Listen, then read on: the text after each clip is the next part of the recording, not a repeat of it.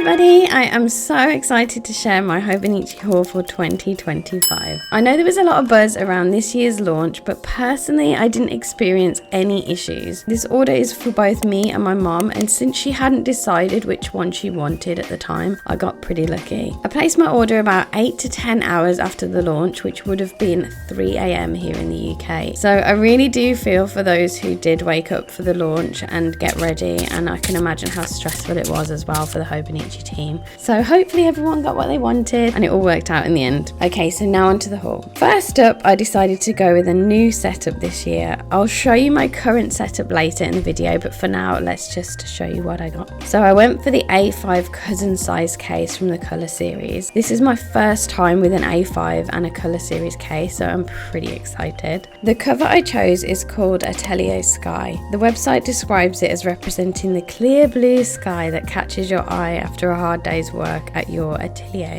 which I think gives a really lovely feeling when you open your planner. I'd actually never heard of the word atelier before, so I looked it up, and it's a workshop or a studio, especially one used by an artist, so I just loved that connection. The cover's soft beige exterior with hints of blue peeking through is just perfect. Plus I'm planning to customize it with some stickers and patches, so it'll probably look a little bit different when I start the year. To go along with the cover, I also picked up the Unsodo Hobonichi pencil board in A5. Unsodo is a Kyoto-based art publishing company. Their designs are inspired by traditional Japanese craft. So this particular board features a design from the Meiji era. It's got birds playing by the water's edge. It's just beautiful. Obviously I chose this one because it goes with the blue theme of my journal, but I also really do love these little birds. When I lived in Japan, I saw them all the time, so it's just a nice little reminder of that as well for me. So onto something a little bit different. As you can see, I didn't buy this from Hobonichi, but I'll be using it with my A5 cover this year. So I got the Midori MD gridded notebook. It's got 88 sheets of 80 GSM paper with this lovely soft texture. So you might be wondering why I didn't just go for the cousin or the Hobonichi notebook, but honestly I wanted a little bit more blank space. Cousin has quite a few extra pages that I just wouldn't use, and I already own a Hobonichi notebook, so I just wanted something a little bit different. Plus I'm obsessed with the Midori paper. I love the creamy tone. It's so soothing on the eyes and just perfect for sketches and doodles and paintings. I also use a smaller MD notebook all the time, so I thought it'd be nice to try this size for a change. Seeing it all together with the soft cream, the blue tones and the touch of beige, I just love this relaxing palette, and I feel like it's just going to be really soothing to have to go into the new year, like this nice soft relaxing palette. So now onto what my mom picked. So she chose the A6 original size in caramel pudding from the colour series. This colour combo is so lovely. How cute is this colour combo? Honestly, I think if they offered this in the A5, I would have probably got this for myself. The cover is inspired by the look of a caramel pudding, and it is honestly just as delicious as it sounds. It also reminds me of the Sanrio character Pom Pom Pudding. The colours are nearly identical, and this character as well is based on that pudding, so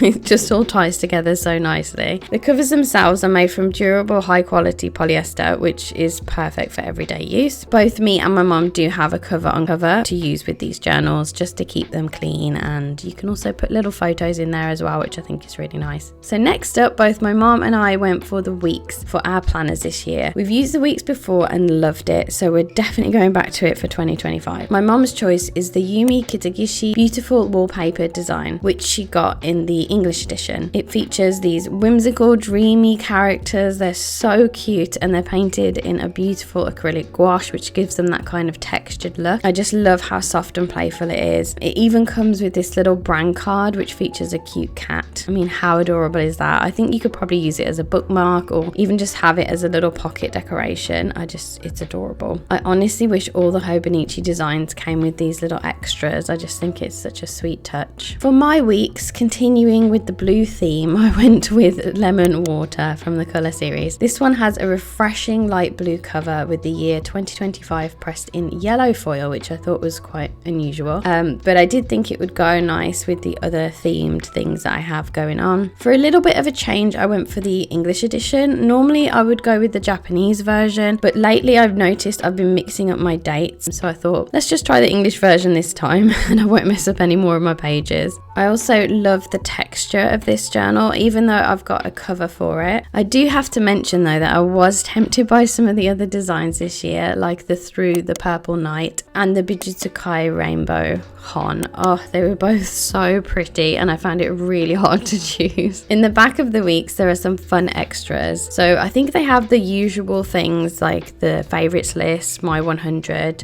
but I don't recall ever seeing this Oodles of Noodles, the 365-day checklist and the drawing guide as well. So I think they're really cute new additions. I actually don't know what to do with the 365-day checklist, so if you have any ideas or you know what you're going to do with yours, please let me know in the comments below because I would love to hear what you're planning to use it for. One thing I didn't love this year is the handout pamphlet. It just felt a bit darker and a little more random than usual. Usually they have such cute designs, but then again it's free so I won't complain too much. As for the accessories, I'm reusing my week's plastic cover from 2022. I try to be really mindful about reusing what I have instead of buying new covers every year. So unless I fall in love with a particular design or something, I probably won't buy another cover because I have both now, A5 and A6. Okay, so now let's talk about the pens and extras. So I love the free pen this year. The colours are bright and fun and yeah, I have no complaints. I also use these pens all the time, especially in my 5-year journals. So I made sure to get some refills, and since my mom and my husband also use them too, I decided to get refills for both of them as well. So I also got the Platinum Preppy fountain pen. This was for my mom. So I have a pink one for myself. I use it all the time, especially with pink or violet ink. So I decided to get the inks too. And yeah, I got one for my mom. So hopefully she likes it as much as I do.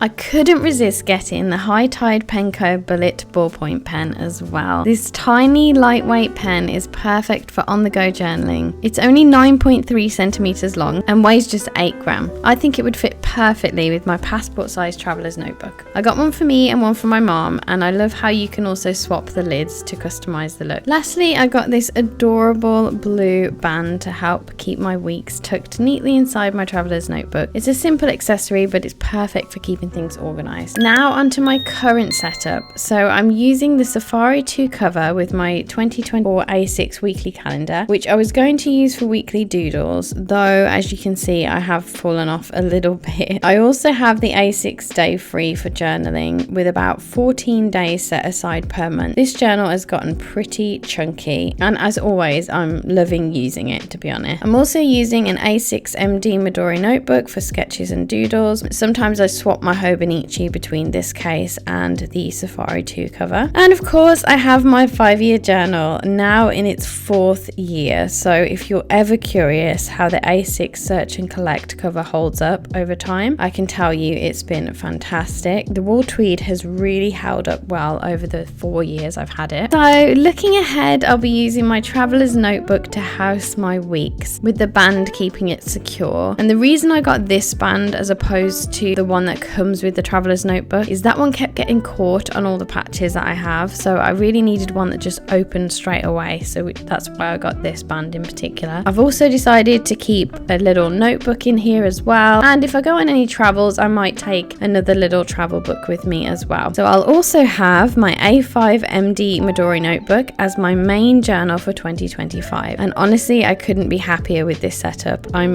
really excited to dive into these new planners and see how they evolve throughout the year. I hope you enjoyed this video, and if you did, don't forget to like and subscribe for more. I'll see you next time.